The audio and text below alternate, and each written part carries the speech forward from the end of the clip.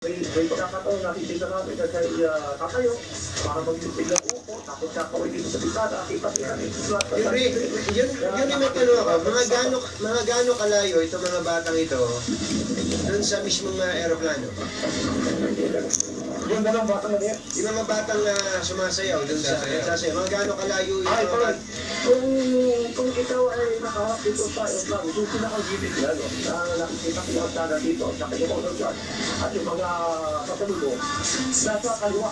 Tama, mga gaano kalayo yan na nakikita kasi natin dito? Mga isang masibultot ang layo. Malapit lang. Malapit na. Kaya Kung ang Santo Papa ay mamaya ay mag-isisip siya na pumunta ito sa mga kamakahay at makupan si Jamay. Eh talaga malapit lang na maaabot siya sa mga kabataan ito. Parang isa pa. Parang nawala tuloy yung gigil ni Father Jerome. Dahil sa Pinokontrol ko yan. Parang, ano ba ito, Sri Lankan airline? Parang ayaw pang bitawan ng Sri Lanka eh. Parang ayaw pa. Sabi siguro ng Sri Lanka, bahag extension pa ng aming sukaran niya kung meron plano na to. Kaya sa atin pa, wala pang turnover.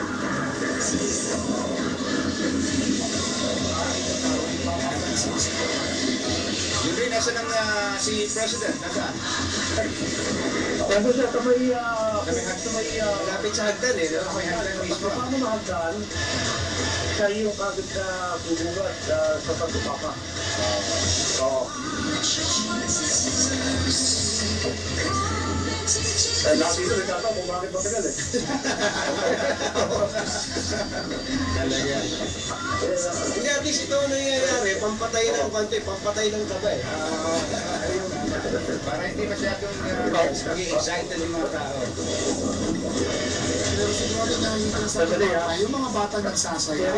Yung ganun. Merong isang airstairs din na pinabit naman doon sa may pulo doon sa ano. May mga Pulo. Ito, may umakyat na siyang naka-Amerikana. Yung pinababa yung mga media sa may pulo. Ganun pa, no? naiwan daw yata eh. At susi. So, Ano na? 5:56 na naman. Swiss guard. Swiss guard siya, no? Swiss guard. Tataro. Pinababa May sila. mga nakikita na kung bumababa na aeroplano. Pero hindi pa to sipat ko papa ang bumababa na hagdagan. Naririnig natin yung ingay sa ibaba habang unti-unti na dumidilim. Ang pabalong Bakit ako na hagdanan? bumalik. Si Pagdusyo Giuseppe Pinto. at Si Chief of Protocol, Ambassador Gugi Peria.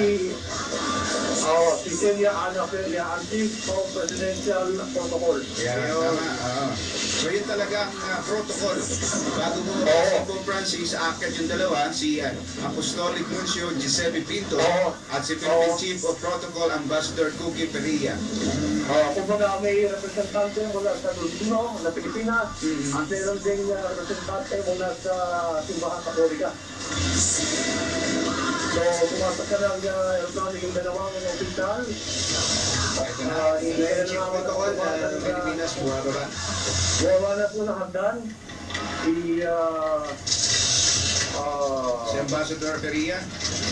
Si Ambassador Celia Ana Peria. Napakaswerte naman. Naiwan ko sa loob si Pagdusyo Giuseppe Pinto. Nakikita na namin po, sa halawa pa. Umulat na po.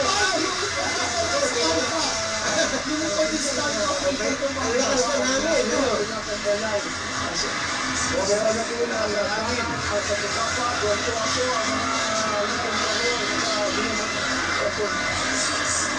kaso ay kumakaway yung mga kabataan tayo sa kanila.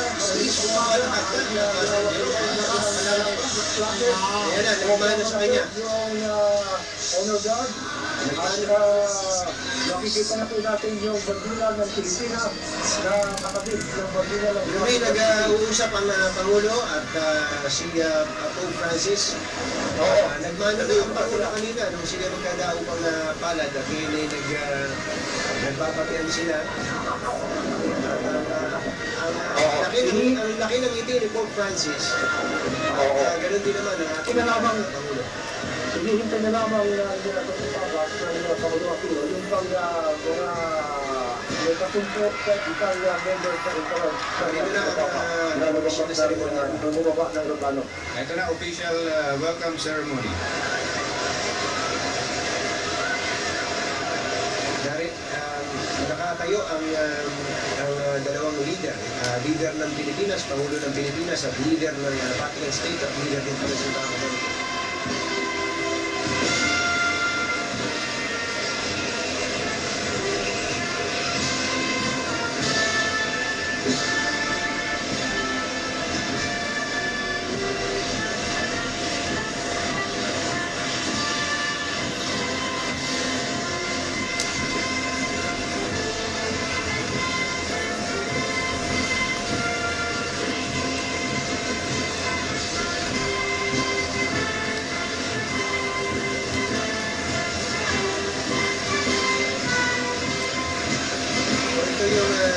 Ang naririnig natin, Father Jerome, ito yung Tao na pontifical hymno, ito yung ginagamit na kakilala ng head of state ng Vatican City State, ang Santo Papa, na may kabuang laki ng Vatican ay 44 hectares. napakaliit lang. Ang laki ng Smoky Mountain. Mas malaki lang ng konti sa luneta. No? Ang lakas ng hangin dyan sa Villamor Air Base. Ang national anthem po natin ang pinatutugtog.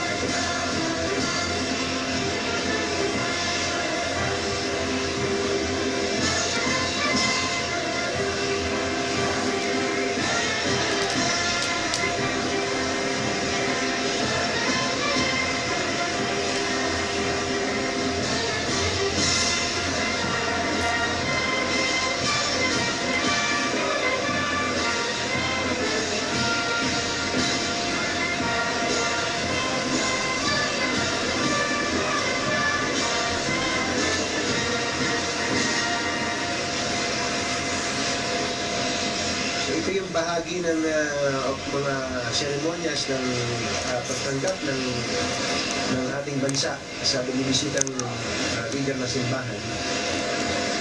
Ang kanina sa sobrang lakas po ng hangin ay anong tawag Father Jerome?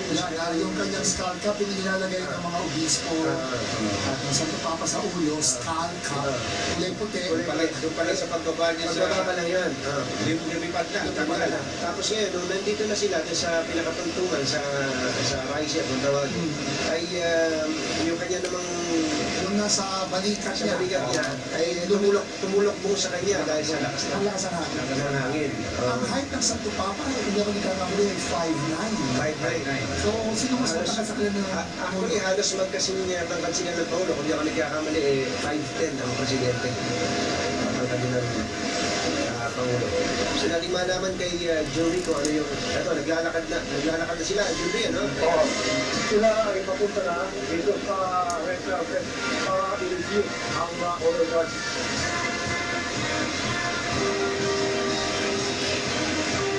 ang nasa likod ng Santo Papa, mukhang nagta-translate sa kanya. So, kasi Spanish ang ano niya, o Italian ang slang language. So, tingin ko ay ano, Nag-interpreter, ano? interpreter. May dalawang bata na Nagaling ng napakasawang bata. Yung makap, Hindi ako gato sa Ay, papa. hindi.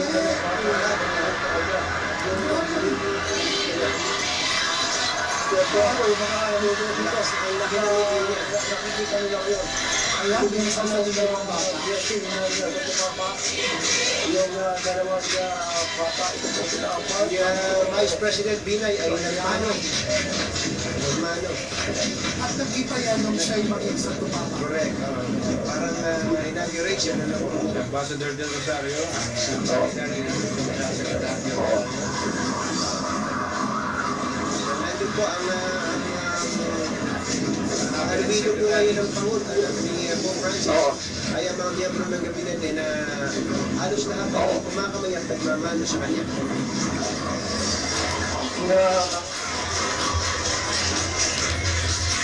sinasabi, Si Purisima umalik. ay pagpulito ba? Umalik Si Laila de Lima. Umalik dahil May fisherman's ring ang Santo Pero Papa. Fisherman's ring. TikTok na kumabay, pamunot, nagpano, meron na sa may binubulong si Secretary Babe Singson. Babe Singson. Kasi Brother Armin. Oh, bumalik din sa Santo Papa.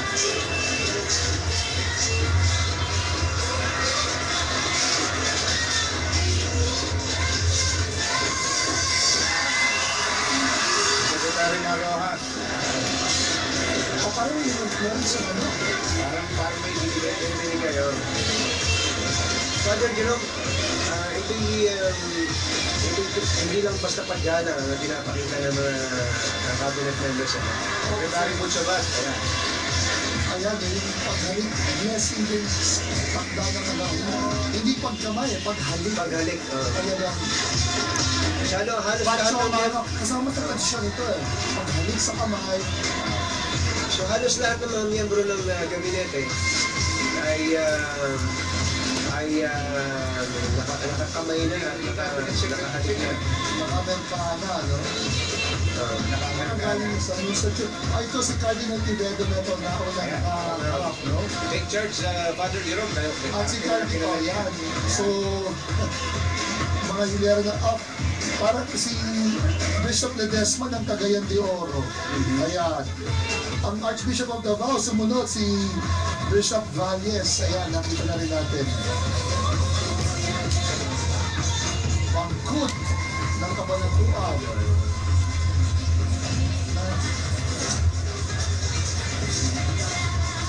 So nakasuot itong mga obispo ng kanilang pulang skull cap yan.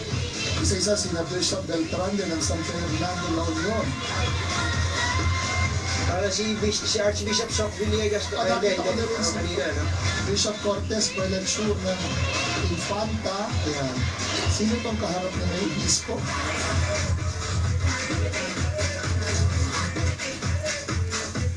Oh, So mga obispo, Father Jerome, yung obispo, no? Kasama nila si Vicar Apostolic ng Holo, Lampon, Bishop ng Lucena, inaantay ko kung nandiyan si Bishop Marquez, at ang Bishop ng Parañaque, dito lang sa si Bishop Mercado, no? Yun ang mga nasa hilera ng Santo Papa. Father Jerome, may mga inaabot eh. May inaabot ang bawat isa. Well, hindi naman lahat, ano? May ibang Ayan yung Secretary General ng Catholic. Ayan, Jesus Conference, Father Mejia. nagyakapan po si Pope Francis at si Cardinal Tagle. Personal. Personal po ang kanilang Talagang totoo. Correct. Sapagkat para yaman. At mahaba usapan nila, no? mahaba usapan. Pareho marunong At mag-Italiano. Italiano si Matatas Bishop Italiano. Cardinal Tagle. Ito si Bishop Sok Villegas. Archbishop Sok Villegas. Ayan. At si Archbishop Sok Villegas also is the head of the CBCP, so he also represents. Ayan. May ilan pang mga obispo na hindi Pilipino. Mga dayuhang obispo ito, Father Jerome. May obispo hindi Pinoy, no? Ang naroroon. So, Inabot na ng dilim. Ito, no? Kung napaaga siguro nito baka natapos yung seremonya na may liwanag pa. Namimitan ko kasama ng nuncio ang mga ito eh. Siya yung naglalagay ng mga maisasama. Ang laki ng ngiti ni Pope Francis. Mas malaki sa ngiti ng mga sumalubong sa kanya. Actually, parang Kasi, no? parang Mas masaya. O, tingnan mo. Yung ipin, kitang-kita. Correct. Yung mata, lumalaki. Yung parang yung sinasabi natin na ngiting hanggang tenga. Yung Oo. meeting talagang Oo. meeting masaya. Iba talaga kung may saya ka galing sa Diyos. So yung ibang mga bishops na parang dayuhan pala, Father Jerome, ay mga Asian delegates, mga bishops na galing sa iba't ibang lugar sa Asia. So dito na lumapit. Kaya kausap muli ni Pope Francis si President Noynoy. Nakabalik na sa kanya yung skull cap Nakuha niya. na, napulot na. Ay, hindi, may reserva. May reserva mo pala. Ayan, kumakaway siya. Ito na yung this is the Pope Francis that we know, no? Kakaway, nakangiti, inumiting pagkalaki-laki, tapos natural, hindi pinilit. Ayan. Parang hindi bumiyahe ng mahaba. Oo nga. Saka hindi Sri Lankan Airlines. Parang ang sinakay niya. Dito, mabagal lang ang paglalakad ng delegasyon ni Pope Francis sa pangunguna niya at ni Pangulong Noynoy Aquino. So, nagkukwentuhan sila sa pamamagitan ng interpreter, na nasa gitna nila. Marunong naman siya ng English, nakakaintindi, pero sabi niya, pa siya mag-pronounce. Yun, dahil katunayan, kahapon sa Sri Lanka, ang speech niya, English. Tapos binasa niya. Binasa niya. Yung sa misa, talaga hindi umiwalay. Ito, parang may kinukwento ang Pangulo, may tinuturo siya. So, kinawayan to ni Pope Francis yung bahagi ng Villamor na may mga tao.